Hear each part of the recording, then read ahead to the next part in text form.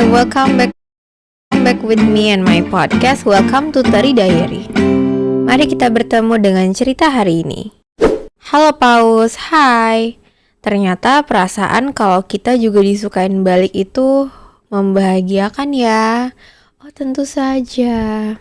Ketika sepertinya sinyal-sinyal itu ngeklik pas di tempatnya. Lalu pintu hati itu pun semakin terbuka. Tapi begitu pula ketika kita mulai memvalidasi kegeeran dan maunya hati kita. Tanpa sadar, kita juga membuka jalan yang lebih luas atas kemungkinan buat kecewa. Padahal, kalau aku gak berpikir dia juga suka, mungkin gak akan sesakit ini rasanya. Dari sejak 5 tahun terakhir, aku udah gak pernah jatuh hati seperti ini. Sampai aku sempat lupa gimana rasanya patah hati karena cinta. Haha. Ternyata emang sesakit ini ya Us. Aku dan dia adalah teman sekampus. Tepatnya satu kelas, satu circle pula. Sebenarnya sebelum ada circle ini aku udah tertarik sama dia. Sebutlah namanya A. Tapi hanya tertarik sekadarnya. Aku awalnya tidak punya keinginan untuk melanjutkan perasaan itu. Karena aku tahu dia emang orangnya tuh baik, dia friendly ke semua orang, dan banyak orang yang suka sama dia. Sampai pada suatu waktu, aku merasa cara dia memperlakukan aku sedikit berbeda daripada ke orang lainnya. Awalnya aku tidak terlalu memperdulikan itu karena aku tahu dia memang pada dasarnya baik aja. Mungkin karena merasa lebih dekat sebagai teman, fine-fine aja untuk lebih peduli. Tapi enggak, masalahnya di circle itu bukan cuma aku yang cewek. Tapi aku merasa dia cuma kayak gitu ke aku. Semakin lama entah kenapa rasanya ada banyak sekali sinyal-sinyal yang membuat aku berpikir kalau dia juga menaruh rasa. Terutama semenjak aku mulai kode-kode di story. Status dia selalu seolah-olah sejalan dan menanggapi apa yang aku tulis. Bukan sekali tapi berkali-kali. Semenjak itu, aku mulai sedikit menampakkan perasaan suka itu. Sesederhana menyapa dia dengan senyuman atau memberikan semangat ketika dia akan ujian. Lalu, entah kenapa aku merasa dia semakin menunjukkan kepeduliannya juga. Seperti rela membantu aku mengerjakan sebuah tugas bahkan hingga larut malam. Sedangkan waktu itu aku tahu betapa sibuk dan capeknya dia. Walaupun aku tahu sebenarnya dia gak tertarik pada topik itu. Entah apa alasannya, tapi aku gak berani untuk bertanya. Apa benar hanya karena dia baik? Gak tahu deh Us, tapi aku gak bisa bohong. Sebagaimanapun aku berusaha menggunakan logika, jauh di dalam hati aku menyetujui kalau mungkin dia memang punya perasaan yang sama. Tapi di balik semua bunga-bunga itu, gak lupa kalau dia emang friendly. Meskipun dia gak pernah berlebihan, tapi tetap aja ternyata sakit rasanya cemburu melihat dia dengan yang lain. Apalagi yang lain itu seperti menaruh rasa juga ke dia. Aku bisa apa? Aku cuma bisa sekadar cemburu. Toh dia juga gak pernah mengatakan apapun. Aku juga gak berani mengungkapkan perasaanku sendiri. Aku memang gak mau memiliki hubungan apapun sekarang, baik itu pacaran, HTS, atau berkomitmen. Dari yang aku tahu, dia pun begitu. Makanya jika disampaikan pun apa yang aku harapkan, aku malah takut hubungan kami menjadi aneh setelah itu.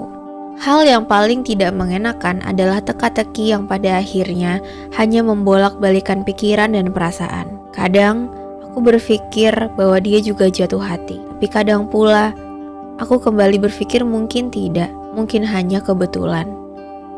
Mungkin hanya aku yang berpikir begitu.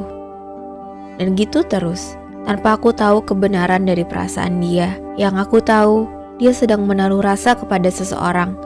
Tapi entah siapa orang beruntung itu. Pada akhirnya, aku capek juga Us. Terutama sama pikiran dan hatiku sendiri. Hingga aku memutuskan untuk berusaha berhenti menerka-nerka perasaan dia.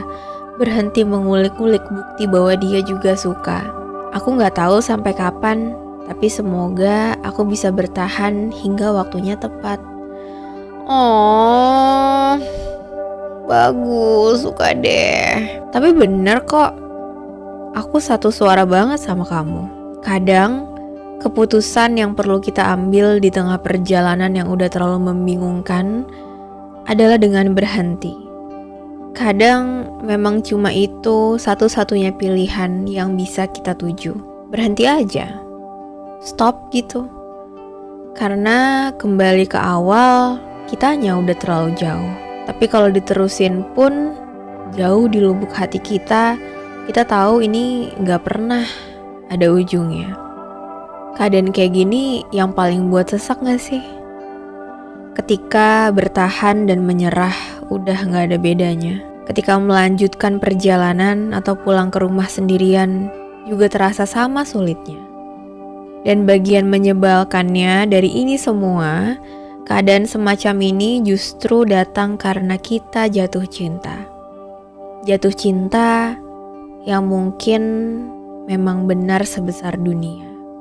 Buat aku, gak ada yang lebih hebat daripada perasaan diterima.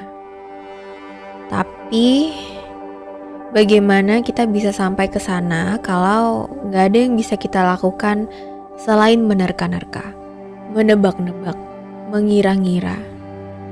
Bagaimana kita bisa berhadapan dengan jawaban iya atau enggak kalau bahkan dari awal gak pernah ada sedikit pun diskusi yang mengarah ke sana, ya gak sih?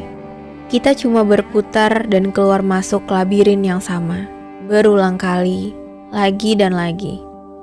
Well, beberapa rasa capek dan cukup akan membawa kita ke sebuah titik di mana mungkin kasih sayang yang kita punya buat dia gak perlu disampaikan dengan banyak usaha. Karena ketika kita udah sayang ya sama seseorang gitu, kita tuh gak sadar kalau kita udah beri banyak hal buat dia. Waktu, energi, perasaan kita, hati kita. Kayak, kalian pernah gak sih cari tahu apa yang dia suka gitu? Apa aja?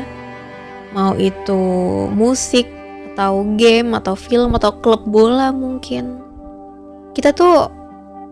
Kita ingin paham apa yang dia suka, kita ingin mengerti dunia dia.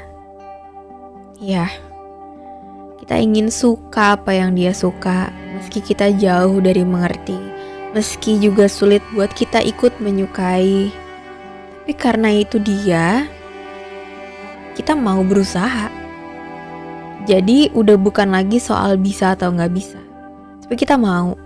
Dan dari situlah kenapa akhirnya kita terus berusaha.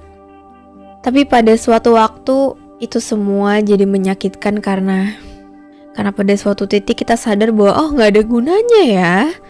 Gak ada gunanya udah se-effort itu. Dia tetap dia, sebagaimana dirinya, kita tetap kita yang gak bisa berbuat apa-apa. Dan gak ada yang berubah.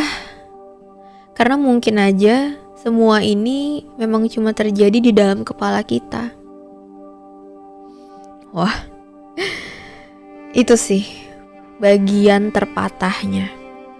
The truth moment ketika kita akhirnya merasa bahwa mungkin kasih sayang yang aku punya yang membuat aku jadi membesarkan ekspektasi yang jauh sekali dari kenyataan.